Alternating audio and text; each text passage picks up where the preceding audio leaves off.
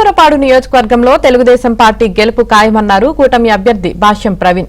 అచ్చంపేట మండలంలో ఎంపీ అభ్యర్థి శ్రీకృష్ణదేవరాయలు మాజీ మంత్రి జవహర్తో కలిసి ఎన్నికల ప్రచారం నిర్వహించారు.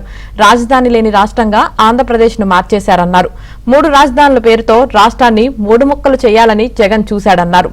టీడీపీ అధికారంలోకి వచ్చిన తర్వాత రాజధాని అమరావతిని పూర్తి చేస్తామన్నారు భాష్యం ప్రవీణ్.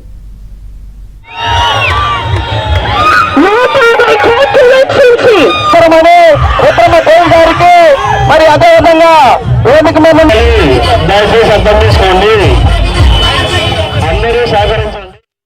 ఒక రాష్ట్రంలో ఒక ముఖ్యమంత్రి గారు ఆయన దిగిపోయే ముందు తన బినామీ కంపెనీలకి ఒక 90,000 ఎకరాలు రాసిచ్చారు. గత 15 రోజులు ఆయన ఏ ముఖ్యమంత్రో నాకు తెలియదు, ఎవరో చెప్పారు నాకు.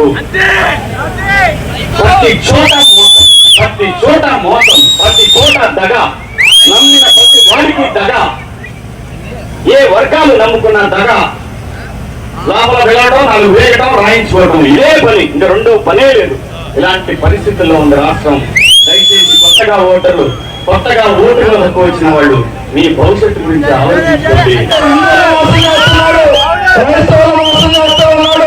అదేవిధంగా ముస్లిం మైనారిటీలను బలి చేస్తా ఉన్నటువంటి సందర్భం మనందరం ఈ సందర్భంగా